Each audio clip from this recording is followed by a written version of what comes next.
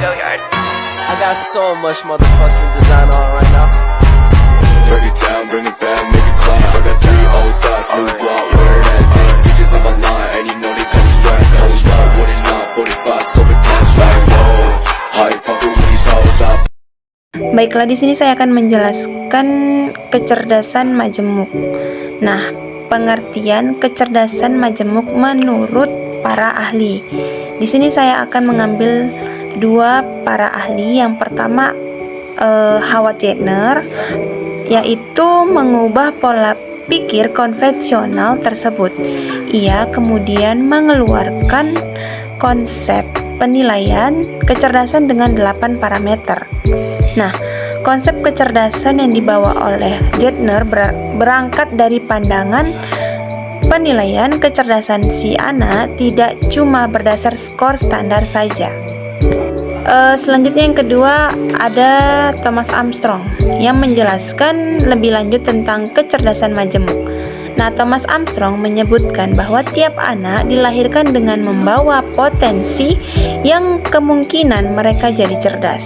Sifat natural yang dimaksud Thomas Armstrong adalah rasa ingin tahu, daya eksplorasi, vitalitas, spontanitas, dan fleksibilitas. Kemudian Thomas Armstrong menunjukkan ada sejumlah indikator penilaian kecerdasan anak. Nah, indikator Armstrong berdasarkan pada kemampuan autentik yang dimiliki si anak.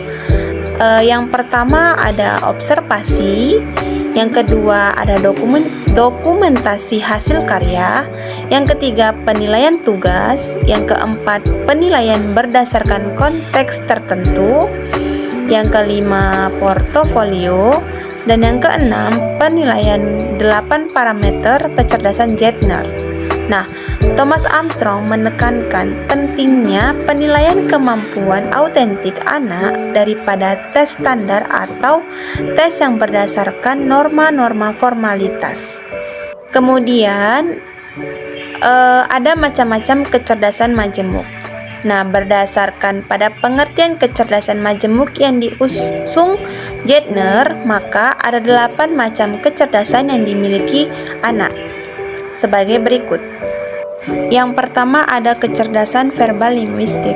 Nah, kecerdasan majemuk verbal linguistik adalah kecerdasan terkait dengan kemampuan memakai bahasa secara efektif.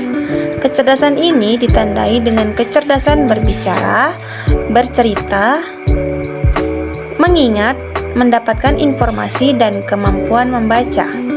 Yang kedua terdapat kecerdasan logis matematis. Nah, pengertian kecerdasan majemuk logis matematis adalah kecerdasan anak yang terkait dengan kemampuan analisis masalah secara logis, kemampuan menemukan pola atau rumus, serta melakukan analisis. Dan yang ketiga, kecerdasan spasial visual. Pengertian kecerdasan majemuk spasial visual adalah kecerdasan imajinasi dan berbagai pola bentuk. Anak dengan kecerdasan ini mampu menganalisis area spasial secara akurat. Ciri khas utamanya yaitu kecerdasan ini melakukan transformasi persepsi ruang secara visual ke dalam pikirannya. Nah, anak dengan kecerdasan spasial visual punya kepekaan visual yang tinggi, seperti kepekaan perubahan interior ruangan, mengetahui lokasi barang hilang, mudah membaca peta, dan semacamnya. Yang keempat yaitu kecerdasan kinestetik jasmani. Kecerdasan majemuk kinestetik jasmani sering juga dikenal sebagai kecerdasan gerak tubuh. Anak dengan kecerdasan kinestetik jasmani punya kecenderungan memiliki kemampuan kontrol dan koordinasi anggota tubuh di atas rata-rata. Nah, anak dengan kecerdasan ini secara alami punya keterampilan fisik, tubuh atletis, dan kemampuan memaksimalkan anggota tubuh untuk mengekspresikan gagasan dan perasaannya. Selanjutnya, kecerdasan musikal. Nah, pengertian kecerdasan musikal berarti kemampuan berpikir atau mencerna musik, menyimak pola-pola nada, mengenalinya, dan memanipulasinya. Anak dengan kecerdasan musikal sering dianggap sebagai anak dengan bakat musik yang tinggi. Sejumlah aktivitas yang mencuri perhatian anak dengan kecerdasan ini seperti bermain alat musik, bernyanyi, mampu mengikuti irama dan tempo nada, peka terhadap suara dan semacamnya. Selanjutnya yang keenam yaitu kecerdasan intrapersonal.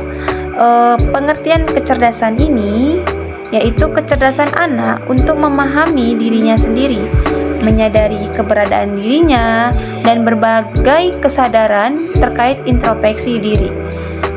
Kecerdasan intrapersonal dapat dilihat dari beberapa aktivitas anak yang bersifat privat, seperti mengisi buku harian, bercerita tentang masalah yang menimpa dirinya, atau membicarakan kelemahan dirinya.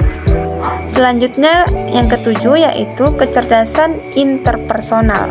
Nah, kecerdasan ini adalah kemampuan memahami, berkomunikasi, berhubungan, dan mengetahui perannya dengan orang lain. Sejumlah orang menyebutkan kecerdasan ini sebagai kecerdasan sosial.